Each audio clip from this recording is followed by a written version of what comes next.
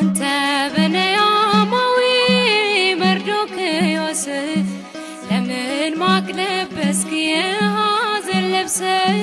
ሰላም አይደሉይ ወገን ዘመዴ ባክህ ንገረኝ አልቻለም ሆዴ።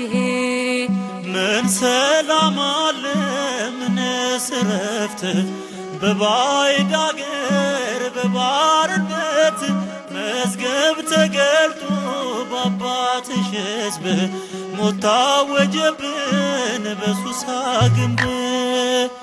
አስቴር ወገናችን